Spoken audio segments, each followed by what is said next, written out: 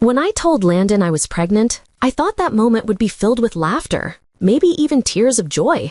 We'd been together for 3 years, had just signed a lease on a small apartment downtown, and spent every Sunday morning talking about the future over burnt coffee and crossword puzzles. But when I said the words, "I'm pregnant," he froze. His fork clinked against the plate, and for a second, I saw something cross his face that I couldn't name. It wasn't surprise. It was something colder, sharper, panic. He smiled too late, said all the right words. That's great news, Liv. But his voice wavered just enough to make my stomach twist. I brushed it off his nerves. After all, we were both young. Maybe he just needed time to process it. But that night, when I went to bed, he stayed up. I could hear the faint tapping of his fingers against the keyboard, the low murmur of his voice on a phone call he thought I was too asleep to hear. That's when something inside me shifted, an intuition that had never failed me before, the feeling that something was wrong. I didn't confront him that night. Instead, I pretended everything was fine. I went through the motions, doctor visits, vitamin routines, maternity shopping, while he grew more distant by the day. He missed appointments, canceled plans, and started spending late nights at work that stretched past midnight. I'd wake up to the smell of his cologne lingering in the hallway, stronger than before, like he'd just sprayed it to cover something up. One afternoon, while folding laundry, his laptop pinged with an email. Normally, I never touched his things. I'd always believed in privacy, in trust, but that ping felt like a siren. I opened it. What I found was a thread of messages between him and someone named Jay. The first one read, "She told me. I didn't expect it this soon." The reply hit harder. "You said you'd handle it. You can't have a kid with her. That ruins everything." There were more. Messages about money, about getting rid of the problem, about how he'd smooth things out before it became public. My chest tightened as I scrolled. He wasn't just scared. He was planning something. I closed the laptop and sat in silence, staring at the ultrasound photo on the fridge. I realized I'd been living with a stranger who had been lying to my face every day. The next morning, I didn't say anything. I packed a bag quietly, took the ultrasound picture, and left while he was in the shower. My friend Marin picked me up, no questions asked. I stayed with her for a week, then moved into a small one-bedroom apartment across town. I didn't call him. I didn't text. When he finally realized I was gone, he tried to reach me. 20 missed calls in one night, endless messages about talking things through. I ignored them all. He didn't deserve an explanation. Months passed. My belly grew, and with it, a strange peace settled in. I went to doctor appointments alone, learned how to breathe through fear, and started freelancing from home to save money. I named my son Elijah the moment I saw him, tiny, red-faced, and screaming like he already knew the world wasn't fair. I promised him I'd never let anyone hurt him the way his father tried to hurt us. Landon didn't find us. Not then, anyway. For years, it was just the two of us. I built a life, piece by piece, morning walks with a stroller, bedtime stories, sleepless nights filled with lullabies and love. I didn't need anyone else. But one afternoon, 5 years later, I was scrolling through social media and froze. There he was, Landon, standing on a stage, holding a microphone, introducing himself as the founder and CEO of some tech company.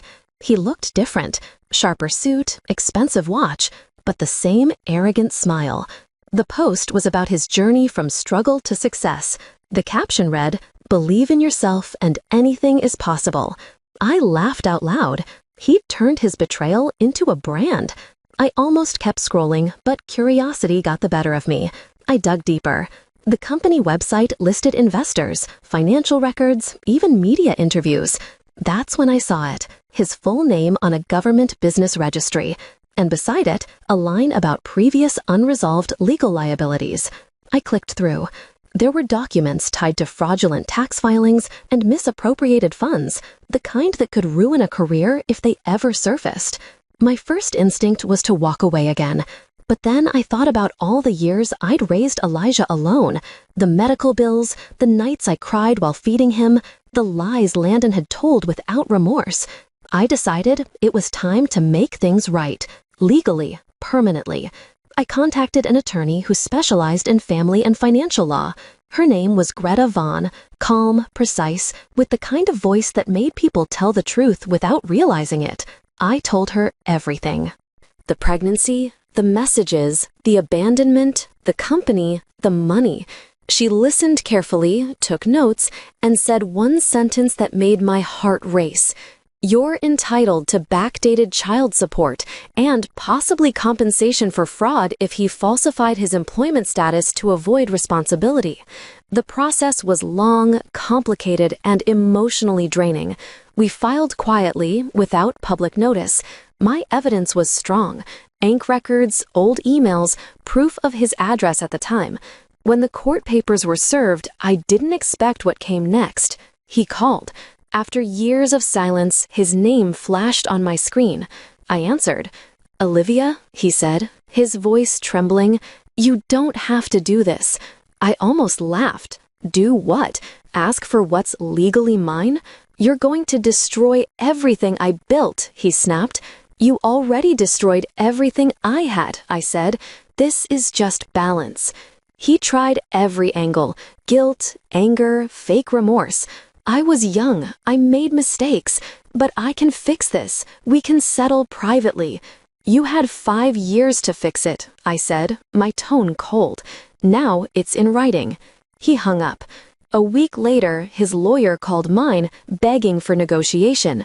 Greta was merciless. "My client will not settle for less than full compensation, interest, and public acknowledgement of paternity." The silence on the other end said everything. The trial began quietly, but it didn't stay that way. His company's investors caught wind of the lawsuit, and within days, headlines exploded. Tech CEO sued for child support and fraud allegations. His image, the polished, motivational entrepreneur, began to crack. In court, he tried to charm the judge, to paint himself as a man who had simply fallen out of touch. But the messages told the real story. When my lawyer read them aloud, the room went silent. "Get rid of the problem. She can't find out. Once she's gone, we'll be fine." His face drained of color. The judge ruled in my favor: full backdated child support, financial penalties, and legal acknowledgement of Elijah as his son. When the gavel hit, I exhaled for what felt like the first time in years. He avoided me after that, but I didn't need an apology. Watching him lose everything he'd built on lies was enough. Weeks later, a letter arrived in my mailbox. No return address, just my name in his handwriting. Inside, a single line: "I'm sorry." I burned it. Years passed. Elijah grew up strong and curious, always asking about the stars, always laughing at the smallest things.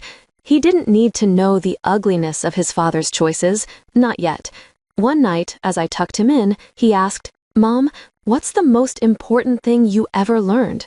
I smiled, brushed his hair back, and said, "That the truth always finds its way home."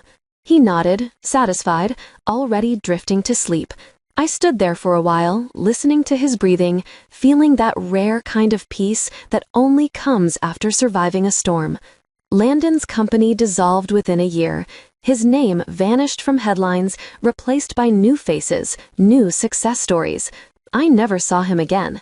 But sometimes, when I pass a mirror, I catch my reflection, stronger, calmer, with a spark in my eyes that wasn't there before. That's when I realize something. Revenge doesn't always roar. Sometimes it whispers through court documents, quiet strength, and a life rebuilt on your own terms. I didn't just survive him, I outlived his lies. And that, to me, was the real justice. You've just stepped into her revenge side, where every wound finds its justice, and every silence ends with truth. If her story struck a chord, make sure to like, share, and subscribe. Your support keeps these stories alive. Another secret waits in the next video. See how her revenge begins.